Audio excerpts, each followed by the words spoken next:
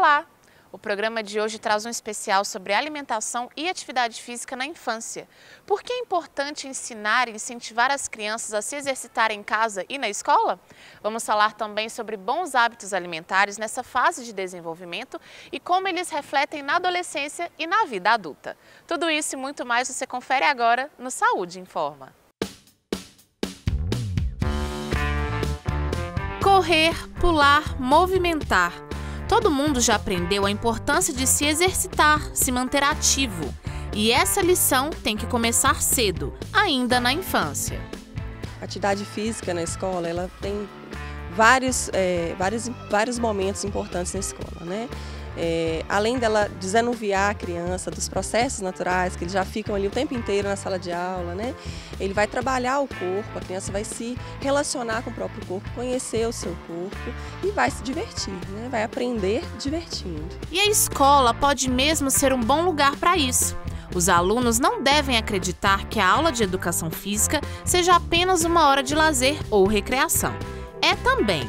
Mas como a de outras disciplinas, ela é cheia de conhecimentos que poderão trazer muitos benefícios para o desenvolvimento. A partir dos 6 anos, a gente trabalha com as crianças muito o reconhecimento corporal. E aí é muito individual, porque eles ainda são muito egocêntricos, né? Então a gente trabalha com músicas, né, atividades mais lúdicas, brincadeiras e músicas. O faz de conta é muito importante nessa faixa etária. Todo início de aula a gente tem o alongamento e aquecimento, mas de uma forma bem lúdica, bem leve, bem tranquila. Depois dos 7 anos, 7, 8 anos, a gente já consegue ir aos pouquinhos retirando essa música, apesar de que eles gostam muito, né? Mas trabalhar com contagem, né? Com outros tipos de estratégias. Com os menores, a gente trabalha muito a questão da lateralidade, sentido, frente, costas. Trabalhamos em dupla, em trio, e aí vai ampliando essa noção do coletivo, né? E aí a gente introduz o futebol com regras simples, a queimadinha com regras simples, depois vamos tornando isso mais complexo. Durante as aulas de educação física, nessa escola pública de Belo Horizonte, Sarita trabalha com as crianças atividades específicas para cada faixa etária. Mas vira e mexe, essas atividades são ameaçadas. A mais recente polêmica vem do governo federal, que anunciou que pretende reformular o ensino médio, deixando a disciplina de educação física como não obrigatória. E isso afeta diretamente aos adolescentes. Afinal, eles estão numa fase de crescimento em que o esporte é fundamental.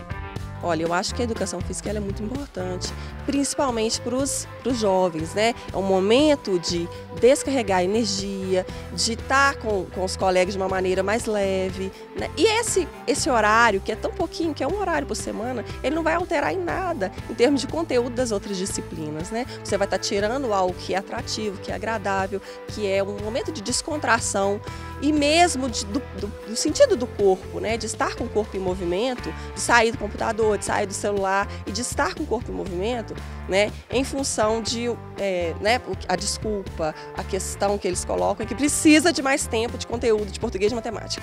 Eu acho que não justifica, né? Alimentação saudável é coisa séria. Alguns rituais, como horários e a companhia dos pais durante as refeições, segundo especialistas, são super importantes na construção dos bons hábitos das crianças. Mas é claro que as cores dos alimentos podem incentivar brincadeiras e deixar o momento de comer um pouco mais divertido. Como as crianças comem também faz parte da educação que elas recebem dos pais. A nutricionista Ermelinda lembra que não vale apenas recomendar. Os pais devem ser exemplos para os filhos. Uma forma interessante da família educar, principalmente os meninos na fase pré-escolar, primeiro é dando exemplo. Eu acho que os pais têm que se alimentar bem, né? Não tem escola que ensina um bebê a comer. A escola é a nossa casa. Então uma criança que come basicamente batata frita, chips, o que acontece? Alguém está comprando aquilo, a criança não tem dinheiro, a criança não tem mesada ainda, os meninos menores, para comprar o seu próprio alimento. Então, se tiver em casa, eles comem. Então, a frequência do consumo depende muito de alguém fazer o planejamento. Escolha os alimentos que são produzidos pela natureza. Deixe de lado os alimentos que são produzidos pela indústria.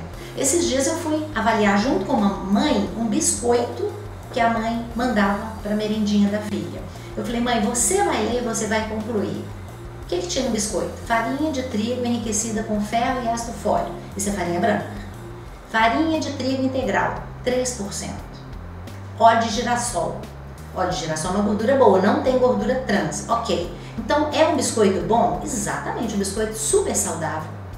Quando nós fomos conferir, existiam 17 itens de produto químico num biscoito que é indicado por colegas nutricionistas para crianças de 2, 3 aninhos de idade levar na escola. Então, muito cuidado, gente, na hora de escolher um produto, olhe o rótulo, defina se a quantidade de sódio, compara com outras marcas a quantidade de sódio, se tem ou não a gordura trans. Infelizmente, hoje as pessoas estão procurando, estão escolhendo alimentos pelo prazer que ele proporciona e pela sua praticidade. E aí entra em cena a já conhecida ditadura infantil. É importante lembrar que hoje em dia tem muito pai e mãe deixando os filhos escolherem o que vão comer. Mas hoje, quem escolhe o alimento que a criança vai comer? Ela própria. Vamos sentar nesse lugar aqui? Não, quero sentar perto do vovô, né?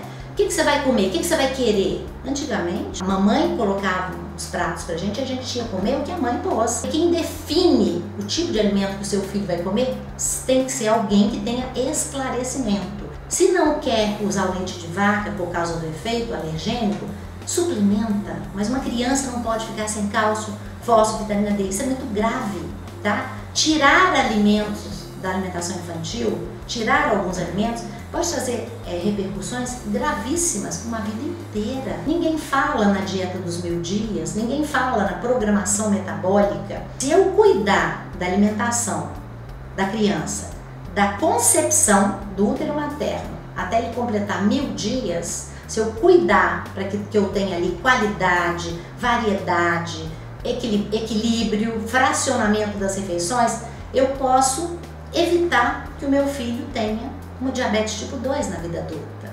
E, paralelo ao diabetes, hipertensão, doença coronariana, doença cardiovascular e câncer. O que a gente tem visto? Exatamente o contrário. Tem criança de 2 aninhos de idade comendo lasanha industrializada, lasanha congelada no final de semana. Tem crianças de 3, 4 aninhos que quando o papai e a mamãe pedem uma pizza no sábado à noite, a criança acaba jantando uma pizza de calabresa. Gente, isso é muito grave, isso é muito grave. A gente tem que tentar usar uma dieta limpa. Eu tenho que escolher os alimentos, é claro que pelo prazer, pela praticidade, pelo preço, mas sem descuidar da qualidade. Mas existe solução. Uma das dicas da nutricionista é os pais optarem pelos alimentos artesanais ao invés dos industrializados. Então posso fazer um hambúrguer em casa, posso fazer um bolo de banana, um bolo de aveia, um bolo de maçã com aveia, fazer N coisas e ter isso armazenado no meu congelador, para que quando a criança peça uma coisa diferente, você tem uma coisa feita de forma artesanal. Quanto mais artesanal o produto, mais segurança nutricional nós temos. Mas e os doces, as guloseimas? Será que é certo radicalizar e cortá-los da alimentação das crianças? Com relação a doce, gente, isso é uma coisa muito complexa. Porque a tendência dos pais obesos é de não quererem que os seus filhos sejam obesos na vida adulta. Então, eles radicalizam. Eu já vi muitos pais orientando para que o leite da mamadeira seja um leite desnatado, sem açúcar. Então, o excesso de cautela nos energéticos extras, na infância, principalmente com os bebês ou os pré-escolares, isso pode repercutir no desenvolvimento. A criança precisa de energia. É uma criança sapeca que está engateando, começa a andar, ela está gastando energia. Então, se você não quiser colocar os carboidratos, os energéticos do mal, lembre que o açúcar é uma fonte energética. Agora, eu privar uma criança de comer açúcar e comer um docinho depois das refeições, com medo de dela desenvolver uma obesidade, eu estou indo para o lado extremo. Acompanhe a curva de crescimento, acompanhe o peso, o desenvolvimento do seu filho, para que você tenha constatação se da forma que você está fazendo está adequado ou não. Conversa com o pediatra, há necessidade de radicalização, um excesso de cautela da alimentação infantil? Não. A alimentação das pessoas vem mudando com o passar dos anos. Para a especialista, a população está perdendo a percepção entre fome e saciedade. O que acontece com a população a nível mundial? está acontecendo uma coisa muito grave. Todas as espécies animais nascem com um mecanismo fisiológico que regula fome e saciedade. Eu como quando eu estou com fome e eu paro de comer quando eu estou satisfeita. Todas as espécies animais, a maioria delas, tem esse mecanismo muito aguçado. E o ser humano está perdendo completamente a sensação de fome e saciedade. O que desandou de vez a quantidade de alimentos que o ser humano está comendo é quando a gente tinha que comer tudo, porque deixar comida no prato, tem muita criancinha pobre passando fome na rua, deixar comida no prato é pecado, vamos comer, só mais uma. Quando o bebê sentou na cadeirinha com 6 meses de idade para comer papa de banana, uma bananinha amassada, ele comeu 4 colheres e ele fez assim, o que ele quer dizer para a mamãe? Mamãe, eu já estou satisfeita, por favor, me dê essa daqui e deixa eu brincar. A mãe respeita. A mãe enche a cadeirinha de brinquedo, liga a televisão para distrair. Então, nós acostumamos a comer muito mais do que a necessidade fisiológica. Nós crescemos comendo muito mais. Vamos papar tudo para ganhar sobremesa? Não papa tudo e ganha. Porque comeu pouco, a mãe fica com dó e dá um danoninho. Comeu pouco, a mãe está com dó e deixa de comer o chocolate. Deveria ser o contrário. Se comeu bem, ganha um prêmio. Se comeu, mas não pode ser falado. A criança tem que entender que quando ela come bem tem prêmio, quando come mal não tem prêmio, mas não, isso não pode ser falado. Você tem que criar um mecanismo de premiação pelo bom comportamento e não um prêmio pelo mau comportamento, é o que a maioria das mães fala. Então, se você avaliar em termos de espécies animais no mundo inteiro, o ser humano é a única que está perdendo a noção de até onde eu devo comer para matar minha fome. A renomada psicóloga Roseli Saião, que recentemente esteve no UniBH, reforça o que a nutricionista disse. Para ela, a chantagem faz mal para as crianças e o ideal é a família optar pela alimentação em conjunto. A educação é um todo, né? A alimentação é uma parte da educação. E a melhor educação para que a criança consiga explorar o mundo do gosto, do olfato, experimentar, ver se eu gosto, se eu não gosto, é fazer a refeição em conjunto, né? É estimular. Você já não quer beterraba? Olha como deixa a minha língua vermelha, fazer brincadeiras, né? Levar à feira, mostrar como é que é o alimento antes de fazer em casa, de uma maneira assim muito lúdica. Essa história de chantagem, né? Se você comer isso, ganha aquilo, se você não comer, não ganha aquilo, isso é péssimo.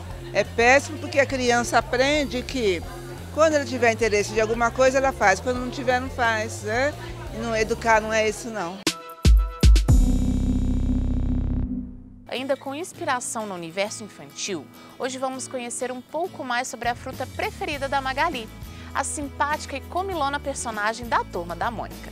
A melancia é uma fruta rasteira originária da África. Pertence à mesma família do pepino, da abóbora e do melão. A melancia é composta por 97% de água.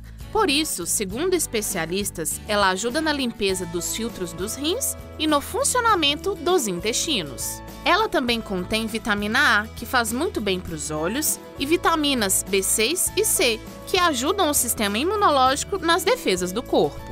A cor vermelha característica se deve ao licopeno, e diversos estudos recentes apontam essa substância como importante agente de combate a antioxidantes e ao câncer. Mas atenção, diabéticos! Assim como o abacaxi, a manga e a banana, a melancia é uma das frutas com alto índice glicêmico, ou seja, o açúcar dela atinge rapidamente a corrente sanguínea.